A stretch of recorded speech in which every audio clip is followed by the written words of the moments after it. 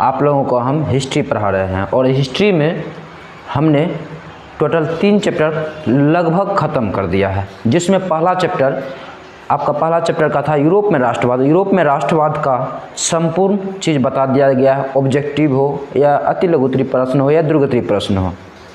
तो आज हम आप सबों के बीच लेकर आए हैं अति लघुत्तरीय प्रश्न और दीर्घोत्तरीय प्रश्न, लघुत्तरीय प्रश्न, ये सब आप लोगों के बीच लाए हैं कि आप लोग इसको ध्यान से देखिएगा और सुनिएगा और अपने नोट्स में नोट कर लीजिएगा, ताकि आपके पास नोट्स रहेगा तो अच्छे से रिवीजन कर पाइएगा समय पे।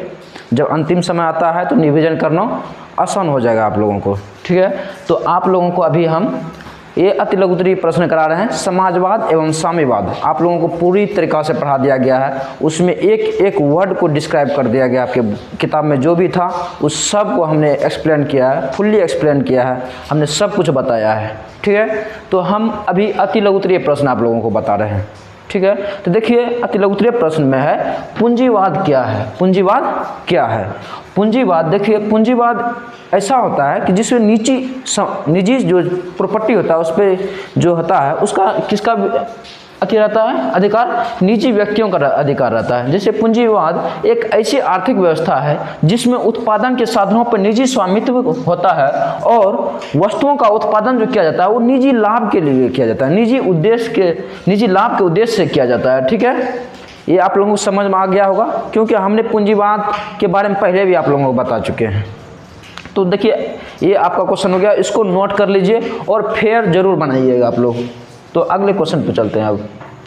तो देखिए खूनी रविवार क्या है? खूनी रविवार क्या है? 9 जनवरी 1905 को जार की सेना ने रोटी दो के नारे लगाते हुए जब लोग लाखों के भीड़ में सेंट पीटर्सबर्ग राजमहल की ओर जा रहा था, तो तभी जार की सेना यानी कि रूस के सम्राट को जार कहते हैं, और जार की सेना ने उस पर निहत्थे लोगों पर गोलियां बरसा दी थी।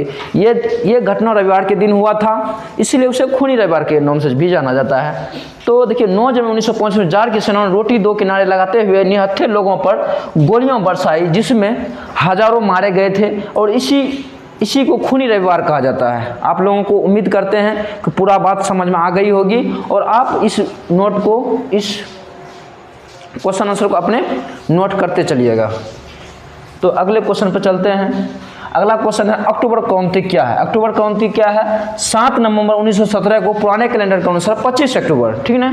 आप लोगों को 2 कैलेंडर के बारे में बताए थे, एक ग्रेगोरियन कैलेंडर, एक जूलियन कैलेंडर के बारे में बताए थे।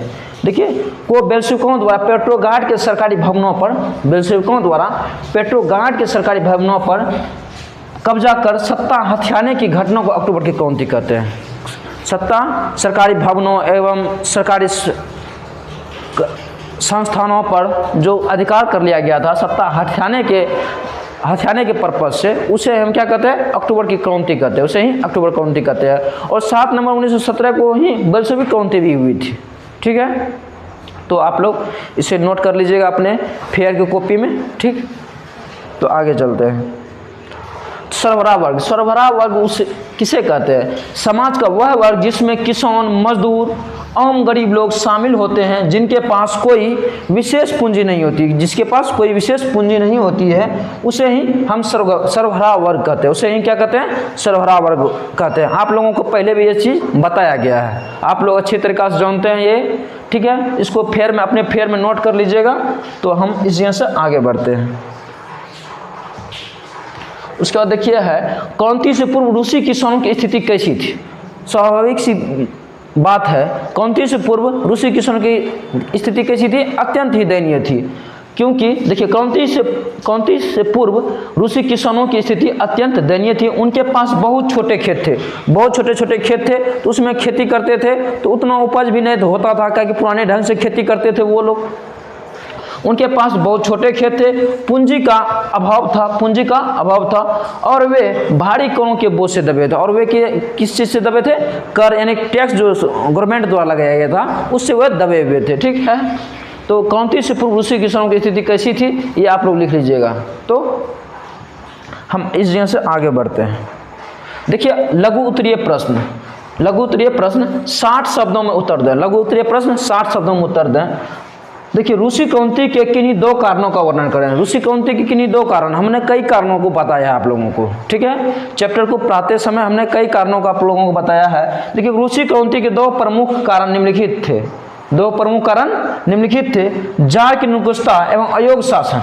आप लोगों को पहले ही बता दिए थे, जार निकोलस द्वितीय जो थे वो अयोग शासन थे, उनको उतना इस शासन व्यवस्था से उतना लगाव नहीं था, वो अच्छे से नहीं कर पा रहे थे। देखिए जार निकोलस एक निरंकुश शासक थे जो आम जनता की कठिनाइयों के प्रति उदासीन था, उसे कोई मतलब ही नहीं था, आम जनता से उसे कोई मतलब ही नहीं था, ठीक है। उसकी अफसरशाही अकुशल थी, उसकी अफसरशाही जो उन्होंने अधिकारी लोग नियुक्त किए थे वो भी अकुशल थे, जिससे जनता में गहरा असंतोष था, जिससे जनता में क्या था, गहरा असंतोष था, ठीक है। ये जार के दो ऋषि क्रंति के किन्हीं दो कारणों में से एक कारण ये हो गया।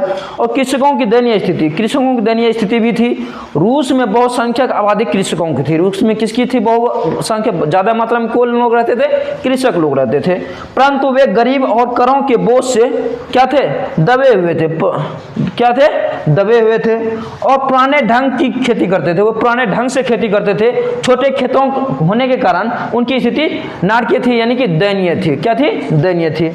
तो ये उम्मीद करता हूं कि आपको ये ऋषि क्रंति के किन्हीं दो कारणों का वर्णन आप लोगों को अच्छा लगा होगा और आप लोग अब नोट करते जा रहे होंगे। तो चलिए अगले क्वेश्चन है, ऋषिकरण की नीति क्रंति हेतु कहाँ तक उत्तरदायी थी, यानी कि ऋषिकरण की नीति। आप लोगों को हमने बताया है ऋषिकरण की नीति क्या होती है। ऋषिकरण की नीति ये होती है कि जो है रूस जो है, सोवियत रूस विभिन्न राष्ट्रीयताओं का देश था। जार निकोलस द्वितीय ने अल्पसंख्यक, पोल, यहूदी और फिन आदि पर रूसी भाषा, शिक्षा और संस्कृति लादने का प्रयास किया। जार निकोलस ने इस सबको जबरदस्ती थोपने गए। आप लोगों को पता है जब किसी ऊपर जबरदस्ती कोई चीज़ थोपा जाता है तो वो घातक साबित होता है। तो इस ऋषिकरण की नीति के कारण अल्पसंख्यक समुदाय में तीव्र आक्रोश उत्पन्न हुआ। 1863 ईस्वी में पोलो ने विद्रोह कर दिया, उनका निर्दयतापूर्वक दमन किया गया और इस प्रकार राजतंत्र के प्रति उनका आक्रोश बढ़ता गया। क्या हुआ, बढ़ता गया और क्रंति को और ज़्यादा बल क्या हुआ, मिलता गया, ठीक ना। इस प्रकार से ऋषिकरण की नीति ने क्रंति को और ज़्यादा भड़काया है, और ज़्यादा भड़काते गया, ठीक ना। ये आप लोगों को समझ में आ गई होगी, ठीक है। हम तो आगे बढ़ते हैं, अगले नेक्स्ट क्वेश्चन क्या है देखते हैं। देखिए साम्यवाद एक नई आर्थिक नीति एवं सामाजिक व्यवस्था थी। कैसे, साम्यवाद का अर्थ आप लोगों को बताया हमने। साम्यवाद एक नई आर्थिक एवं सामाजिक व्यवस्था थी। कैसे, देखिए साम्यवाद ने पूंजीवाद व्यवस्था को समाप्त कर समाज में एक नवीन संरचना की स्थापना की। साम्यवाद ने पूंजीवाद के खिलाफ लड़ा, ठीक है, पूंजीवाद को व्यवस्था को समाप्त कर समाज में एक नवीन संरचना की स्थापना की। इसके अंतर्गत उत्पादन के साधनों पर निजी स्वामित्व की जगह क्या किया गया था, निजी स्वामित्व की जगह क्या किया गया था, निजी स्वामित्व की जगह पर सामूहिक या राज का नियंत्रण स्थापित किया गया। इसने वर्ग विहीन हम आप लोगों को बताए थे, वर्ग विहीन और शोषण मुक्त समाज का सपना साकार किया। साम्यवाद जो है शोषण मुक्त समाज का सपना साकार किया, जहां सर्वहारा वर्ग मजदूर किसानों की सत्ता को पहली बार मान्यता मिली। यह व्यवस्था निजी लाभ के बजाय पूरे समाज के कल्याण के लिए काम करती थी, ठीक है। ये समझ में आया आप लोगों को क्वेश्चन, तो आप लोग नोट करते जाइएगा, ठीक है, और समझते भी जाइएगा। और हमने पहले भी आप लोगों को समझाया है, तो आशा करते हैं आप लोग अच्छी तरीके से समझ रहे होंगे। देखिए नई आर्थिक नीति मार्क्सवादी सिद्धांतों के साथ समझौता था। कैसे, हमने आप लोगों को बताया था लेनिन के बारे में बताया था। उन्होंने मार्क्सवाद से समझौता किया था, उसका जो नीति था उससे समझौता किया था। इस प्रकार से समझौता किया था, उन्होंने सोचा एक साथ पूरे दुनिया के यानी पूरे विश्व के पूंजीपति वर्गों से टकराना उचित नहीं होगा, इसलिए धीरे धीरे अपना कदम उस मार्क्सवाद यानी साम्यवाद की तरफ पर बढ़ाना होगा, तभी जाके हम लोगों को सफलता मिल सकती है साम्यवाद नीति को। लेनिन ने 1921 ईस्वी में नई आर्थिक नीति लागू की थी और लाई भी थी, ठीक है। लागू की, जिसमें मार्क्सवादी मूल्यों से कुछ समझौता जरूर हुआ था, किया गया। इसके तहत अनाज की जबरन वसूली रोककर किसानों पर एक निश्चित कर लगाया गया। किसानों पर क्या किया गया? एक निश्चित कर लगाया गया और उन्हें शेष अनाज बाजार में बेचने की अनुमति दी गई। शेष अनाज कहाँ बेच सकते थे? वो बाजार में बेच सकते थे। साथ ही 20 से कम कर्मचारियों वाले उद्योग को निजी तौर पर चलाने की क्या कर दिया? छूट दी गई। आप लोगों को पहले बताया साम्यवाद में निजी तौर पर चलाने का अधिकार नहीं मिलता, लेकिन यहाँ दिया गया था। यही तो मार्क्सवाद से साम्यवाद से समझौता हुआ ना। पूर्ण समाजीकरण के स्थान पर निजी स्वामित्व को सीमित स्थान देना मार्क्सवाद के साथ एक व्यवहारिक समझौता था। ये आप लोगों को समझ में आ गया होगा और पहले भी आप लोगों को बहुत अच्छे प्रकार समझाया गया है। तो हम चलते हैं आगे क्वेश्चन पे और ये नोट करते जाइएगा आप लोग।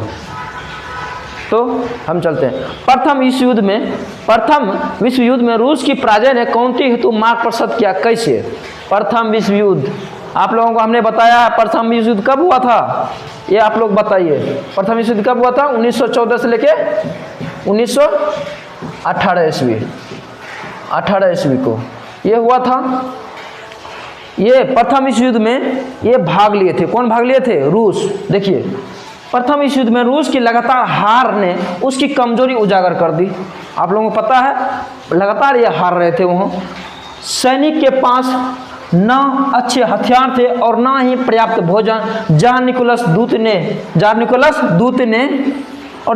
दूत का जो है ना जो अयोग था उसका जो है ना कमी धीरे धीरे सामने लोगों के बीच आने लगा था। ठीक है, खुद कमान संभाल ली जिससे प्रशासन में क्या हो गई? रानी और रासपुटिन जैसे भ्रष्ट लोगों का, आप लोगों को बताए थे उसके रानी जरीनो समझ रहे हैं ना आप? राष्ट्रपुतिन उसके कथाकथित गुरु थे और उसके भ्रष्ट, आप लोगों को पता है चक्कर चल रहा था। राष्ट्रपुतिन जैसे भ्रष्ट लोगों का प्रभाव बढ़ गया। युद्ध के कारण रूस की आर्थिक स्थिति जर्जर हो गई। क्या हो गई? युद्ध के कारण रूस की आर्थिक स्थिति क्या हो गई? जर्जर हो गया, यानी कि खत्म हो गया। ठीक ना? और जनता का धैर्य टूट गया। और जनता का धैर्य क्या हुआ? टूट गया, जिसने अंततः क्रांति को जन्म दिया। जिसने अंततः क्या किया? क्रांति को जन्म दिया। तो आप लोग समझ गए ये प्रथम विश्व युद्ध में रूस की पराजय ने क्रांति हेतु मार्ग प्रशस्त कैसे हुआ और क्यों हुआ। और आशा करते हैं आप लोग समझ गए होंगे। इसको नोट करते चलिएगा। देखिए अब दीर्घोत्तरी प्रश्न जो 150 शब्दों में लिखना है, हम लोगों को 150 शब्दों में लिखना होता है। तो देखिए दीर्घोत्तरी प्रश्न में रूसी क्रांति के कारणों की विवेचना करें। रूसी क्रांति के कारणों का, रूसी क्रांति क्यों हुए उसके कारण को हमको लिखना है। क्या करना है? कारण को लिखना है। देखिए रूसी क्रांति 1917 अचानक हुई घटना नहीं थी। अचानक थोड़ी ना अचानक हो जाता है, कोई भी चीज़ अचानक थोड़ी ना होता है। उसके पीछे बहुत बड़ा संघर्ष होता है, बहुत उसके पीछे कहानी होता है। ठीक है, बल्कि यह लंबे समय से व्याप्त और संतोष का परिणाम थी। इसके मुख्य कारण निम्नलिखित थे। इसके क्या थे? मुख्य कारण निम्नलिखित थे। देखिए कौन कौन से कारण थे आप लोगों को? निरंकुश राजतंत्र, आप लोगों को पहले भी बताए थे। रूस का शासक जार देवी अधिकारों में विश्वास रखता था। देवी अधिकार, वे कहते थे कि हमको जो है ना देवी देवता भेजा है आप लोगों पर राज करने के लिए। ठीक है ना? रूस का शासक जार देवी अधिकारों में विश्वास रखता था। वह अयोग्य और स्वेच्छाचारी था। स्वेच्छाचारी अपने हिसाब, अपने मन के हिसाब से काम करता था, नहीं तो सो जाता था वो। ठीक है, जिसने जनता की मांगों को हमेशा नजरअंदाज किया। जनता को क्या मांग है, क्या तकलीफ है, क्या कष्ट में है जनता, उसको हमेशा वो नजरअंदाज किया था। ठीक है, निरंकुश राजतंत्र का एक हो गया, एक कारण ये हो गया। दूसरा कारण कृषकों और मजदूरों की बदहाली। कृषकों और मजदूरों की स्थिति बहुत खराब थी उस टाइम, आपको हमने बताया है चैप्टर में। किसानों के पास छोटे खेत और संसाधनों की कमी थी। छोटे खेत और संसाधनों की कमी थी, जबकि मजदूरों का अमान्य शोषण हो रहा था। मजदूरों का भी अमान्य शोषण हो रहा था, आप लोगों को पहले ही बताए हैं। और उन्हें कम मजदूरी पर अधिक काम करना पड़ता था। मजदूर लोगों को कम मजदूरी मिलता था लेकिन काम ज्यादा रहता था, आपको हमने बताया है। उसके बाद देखिए, उसके बाद तीसरा कारण था औद्योगिकरण की समस्या। औद्योगिकरण देखिए आप लोगों को बताए थे, पहले एक टिलाड़ी को भरने में 10 व्यक्ति लगता था, अभी वही टिलाड़ी को जिसे भी अकेले भर देता है। तो उस 10 लोगों का तो चला गया रोजगार। उसी तरह देखिए औद्योगिकरण की नीति यानी कि मशीनीकरण की नीति। जब मशीनीकरण हुआ, देखिए रूसी उद्योगों में विदेश पूंजी का अधिक निवेश था। रूसी उद्योगों में विदेश पूंजी का अधिक निवेश था। कर्ज लेकर रखा था। जब हम कर्ज लेते हैं तो हम ऑटोमेटिक है गरीब बनते हैं, जिससे विदेशी पूंजीपति श्रमिकों का आर्थिक शोषण करते थे। क्या करते थे? आर्थिक शोषण करते थे। अब देखिए बौद्धिक कारण थी, बौद्धिक कारण थी यानी कि विचारों कौन थी, ठीक ना। कार्ल मार्क्स, टॉल्स्टॉय और मैक्सिम गोर्की जैसे विचारकों के विचार ने जनता में चेतना जगाई, यानी कि जागरूक किया कि नहीं ये जो है आपका राजा ये बहुत खराब है, इसको लूट तूरना है, ठीक ना। कि कौन बौद्धिक जो होता है समाज बुद्धिजीवी वर्ग वही नहीं बताता है। तो कार्ल मार्क्स, टॉल्स्टॉय और मैक्सिम गोर्की जैसे विचारकों के विचारों ने जनता में क्या जगाई? चेतना जगाई। अब देखिए बौद्धिक क्रांति होगी, उसकी तत्कालिक कारण क्या थे? रूसी क्रांति होने के तत्कालिक कारण क्या थे? प्रथम विश्व युद्ध में रूस की भारी पराजय हुई। रूस की क्या होगी? प्रथम विश्व युद्ध में रूस की भारी पराजय हो गई और देश के भीतर पड़ने वाले अकाल ने देश के भीतर पड़ने वाले अकाल पड़ रहा था, ठीक है ना। देश के भीतर में घी का काम किया। क्या घी का काम किया। इससे राजतंत्र की जड़ें हिल गई। इससे क्या हो गई? राजतंत्र की जड़ें हिल गई यानी डगमा गई। और मार्च 1917 में क्रांति की शुरुआत होगी। मार्च 1917 में क्रांति की शुरुआत हो गई, ठीक है। तो ये क्वेश्चन आप लोगों का हो गया, ये क्वेश्चन आप लोगों को हो गया। उम्मीद करते हैं कि आप लोग अच्छे से समझे होंगे और उस टाइम भी आपको हमें बहुत अच्छे से समझाया था और आप लोगों ने समझा भी था।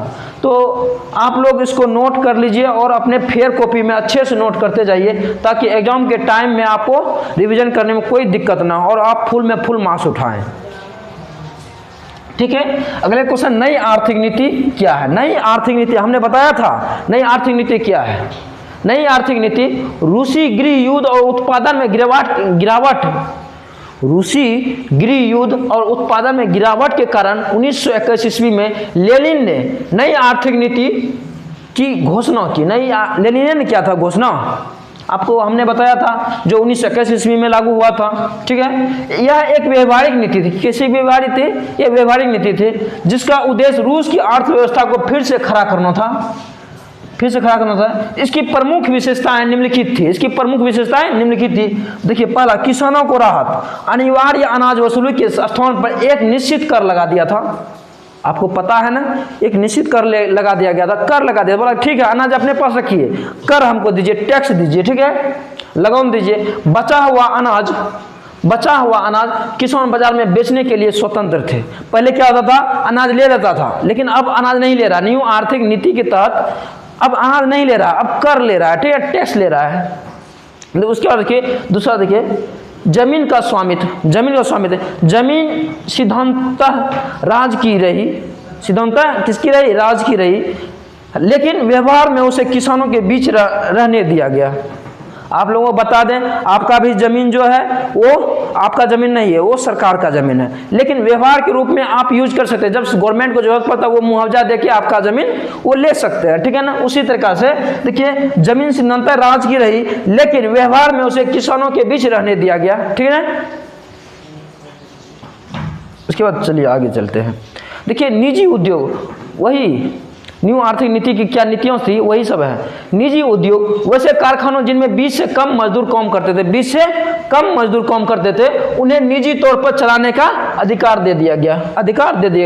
देखिए विदेश पूंजी और बैंकिंग में क्या भूमिका निभाई नई आर्थिक नीति? विदेश पूंजी को सीमित आमंत्रित किया गया, यानी कि सीमित रूप में कर्ज लेंगे। इन्होंने घोषणा किया लेनिन ने 1921 ईस्वी में न्यू आर्थिक नीति के तहत कि हम सीमित कर्ज लेंगे, लेकिन सीमित मात्रा में लेंगे। इतना नहीं ले लेंगे कि हम गरीबी हो जाए, एकदम टैक्स उसका जो है ब्याज बढ़ते बढ़ते मर जाए, ठीक है।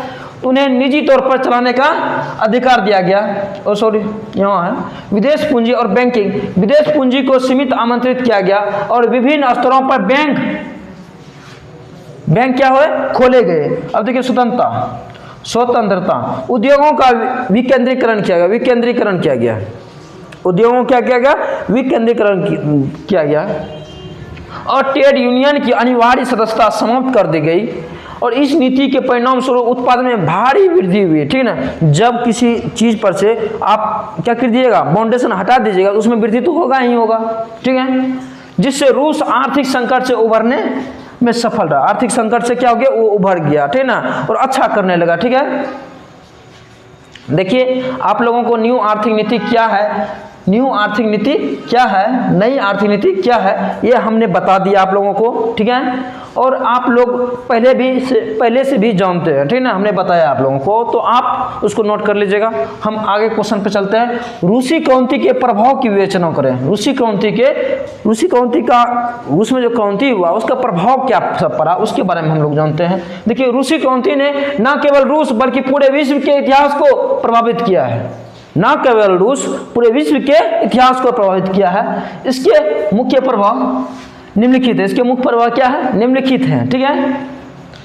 सरबराह वर्ग की सत्ता, सरबराह वर्ग की सत्ता, आप लोगों को बताए थे सरबराह वर्ग क्या है और कि उसमें कौन कौन से आते हैं। इस क्रांति ने सदियों पुराने जारशाही ठीक है शासन का अंत कर दिया और दुनिया में पहली बार मजदूरों एवं किसानों की सरकार स्थापित हुई। दुनिया में पहली बार मजदूरों एवं किसानों की सरकार क्या हुई, कायम हो गई, ठीक है ना। रूसी क्रांति के प्रभाव की वजह, मतलब रूसी क्रांति के बाद ये सब घटना घटित हुआ है, ठीक है ना।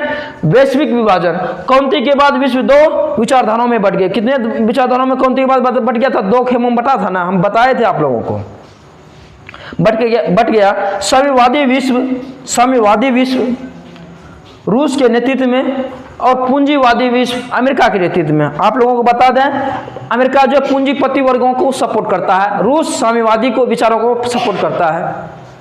रूस साम्यवादी विचारों को क्या करता है, सपोर्ट करता है। रूस जो है साम्यवादी विचारों को सपोर्ट करता है और अमेरिका पूंजीवादी, और इस तरीका से विश्व जो है दो भागों में बट गया, ठीक है। देखिए, शीत युद्ध की शुरुआत हो गई। क्या हो गई, शीत युद्ध की शुरुआत हो गई। ये सब सरबराह वर्ग की सत्ता और वैश्विक विभाजन और रूसी क्रांति के प्रभाव जो है उसके रूसी क्रांति के बाद विश्व क्या हो गए, शीत युद्ध की शुरुआत हो गई। द्वितीय विश्व युद्ध के बाद दोनों गुटों के बीच वैचारिक संघर्ष और हथियारों की होड़ शुरू हुई, जिसे शीत युद्ध के नाम से जाना गया। यानी शीत युद्ध हम उसे कहते हैं जो विचारों से लड़ा जाता है। अंदर लड़ नहीं रहे हैं, गोली नहीं चला रहे हैं, लेकिन लड़ रहे हैं हम, अंदर मन में खोट है, ठीक है ना, उसी को। द्वितीय विश्व युद्ध के बाद दोनों गुटों के बीच वैचारिक संघर्ष यानी विचारों का संघर्ष हो रहा है, ठीक है ना। और हथियारों की होड़ शुरू हुई, यानी कि हम ताकतवर तो हम ताकतवर, लेकिन किसी पे गोली नहीं चल रहा है, इसी को शीत युद्ध कहते हैं, ठीक है, जिसे शीत युद्ध के नाम से जाना गया, ठीक है ना। ये 1992 में जाकर समाप्त हुआ है। ये कब हुआ था, 1992 में जाकर समाप्त हुआ है। अंदर लड़ाई चल रहा था, ठीक है ना। नया आर्थिक मॉडल आया। जब क्रांति समाप्त हुआ तो नया आर्थिक नीति लाया था ना लेनिन ने, वही नई आर्थिक नीति। रूस ने आर्थिक नियोजित अर्थव्यवस्था का एक नया मॉडल पेश किया, जिसे बाद में मैकई पूंजीवाद दशा ने अपनाया, ठीक है ना। मैकई पूंजीवादी देशों ने क्या किया, देशों ने भी अपनाया, ठीक है। ये हो गया। अब देखिए, उपनिवेशवाद का अंत। रूसी क्रांति की सफलता ने एशिया और अफ्रीका में स्वतंत्रता आंदोलनों को प्रेरणा दी। उपनिवेशवाद का मतलब समझाए थे आप लोगों को कि एक देश पे किसी दूसरे देश का कब्जा हो जाए, उसी को उपनिवेशवाद कहते हैं। तो इसका ये रूसी क्रांति ने उस सबको भी भड़काया था, देखिए। उपनिवेशवाद का अंत। रूसी क्रांति की सफलता ने एशिया और अफ्रीका में एशिया और अफ्रीका में स्वतंत्रता आंदोलनों को भी इन्होंने प्रभावित किया था, प्रेरणा दी। सोवियत रूस ने गुलाम देशों के राष्ट्रीय आंदोलनों को वैचारिक समर्थन प्रदान किया। वैचारिक समर्थन यानी कि विचारों से समर्थन प्रदान किया, ठीक ना। कोई होता है ना कि हमें तोरा लीडर होना है, लेकिन विचार तोरा पक्ष में रखूँ जरूर, ठीक है ना। यह तो हो गया। तो हम इस जैसे आगे बढ़ते हैं, ठीक है। तो आप लोगों को हो गया रूसी क्रांति के प्रभाव की विवेचना करें, ठीक है। रूसी क्रांति का क्या प्रभाव पड़ा था, ये आपका क्वेश्चन कंप्लीट हो गया। अब देखिए, कार्ल मार्क्स की जीवनी एवं सिद्धांतों की वर्णन करें। कार्ल मार्क्स आप लोगों को बहुत अच्छे तरीके से पता है। कार्ल मार्क्स के बारे में बहुत अच्छे प्रकार से आप हमसे ज़्यादा अच्छा जानते हैं। आप इस तरीका से हमने आप लोगों को बताया है। जीवनी देखिए, कार्ल मार्क्स का जीवनी देखिए, जीवनी बोल रहा है और सिद्धांतों का वर्णन करने के लिए बोल रहा है क्वेश्चन में। कार्ल मार्क्स का जन्म 5 मई 1818, पहले तो इसकी जीवनी लिखेंगे, ठीक है।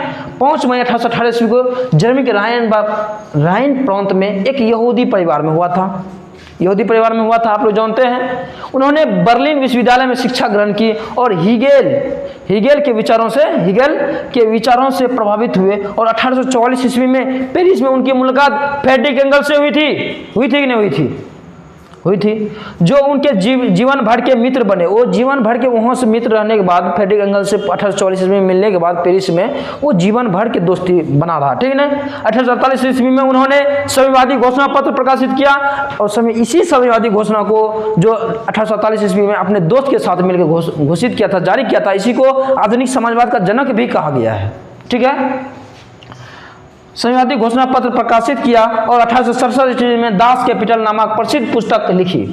1867 ईस्वी में दास कैपिटल नामक प्रसिद्ध पुस्तक लिखा था उन्होंने, लिखे थे कि नहीं लिखे थे, जिसे क्या समाजवादियों की बाइबिल भी कहा गया जाता था, जिसे समाजवादियों की बाइबिल कहा जाता है, ठीक है। अब देखिए इनके प्रमुख सिद्धांत कौन कौन से हैं। देखिए इसमें दो चीज़ बताया गया है कि ये तो जीवनी हो गया, ये तो इनकी जीवनी हो गई। अब सिद्धांतों के बारे में हम लोग जानते हैं, इनकी क्या सिद्धांत थे।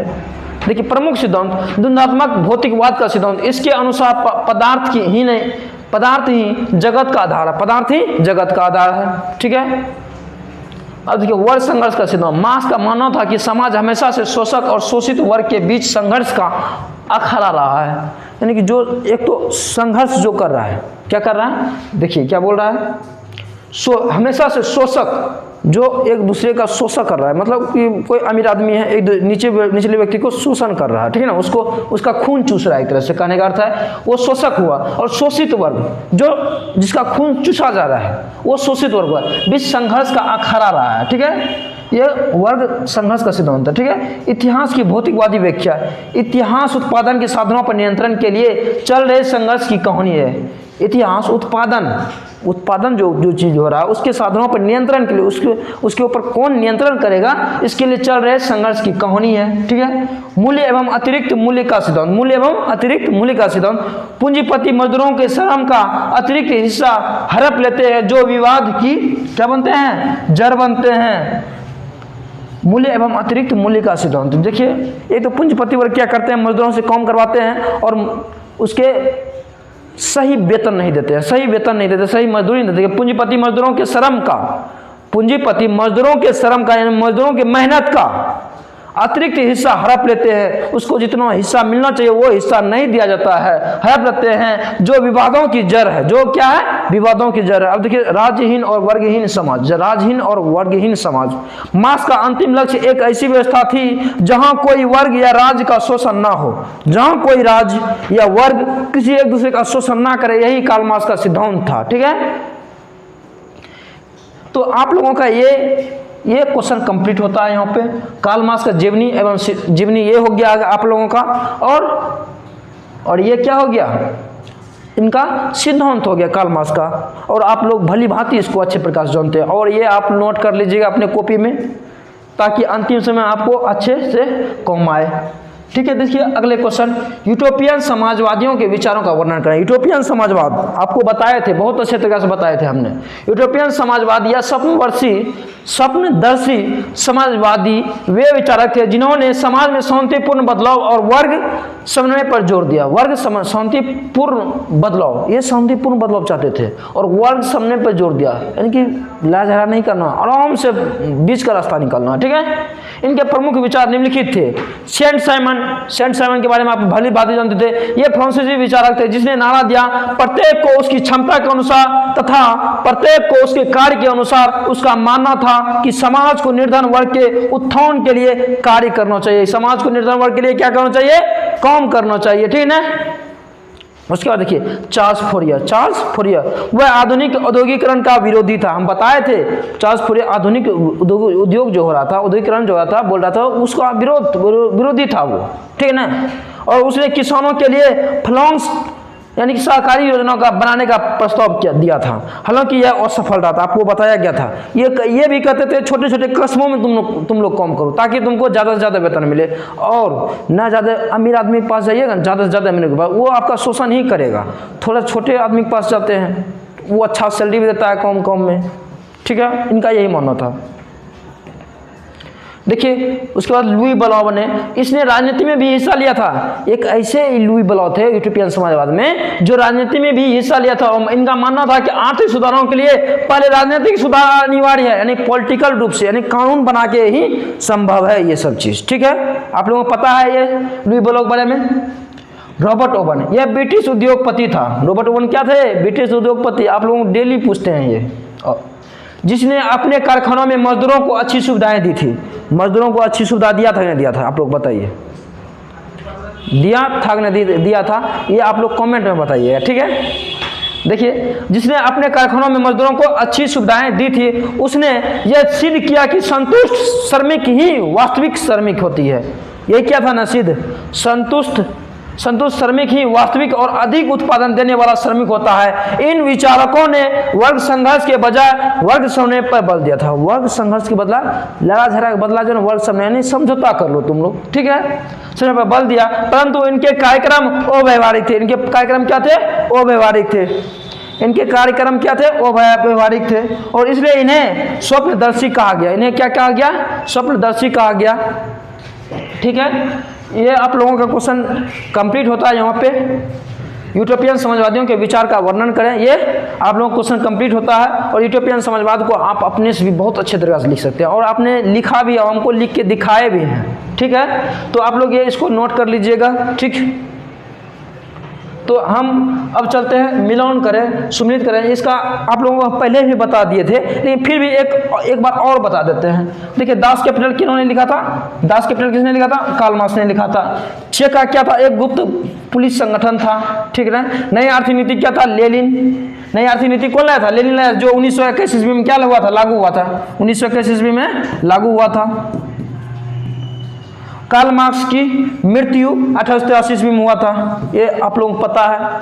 और स्टालिन की मृत्यु कब हुई थी? 1953, स्टालिन की मृत्यु 1954 में हुआ था।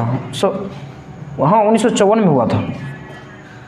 ठीक है, आप लोग ये जानते हैं, तो आप लोग इसको अच्छे प्रकार से नोट कर लीजिएगा, अपने फेयर में अच्छे से बना के लिखिएगा। तो हम इसी के साथ आप लोग इसी तरीके से आगे बढ़ते जाइए। तो हम इसी के साथ आप लोगों से विदा लेते हैं।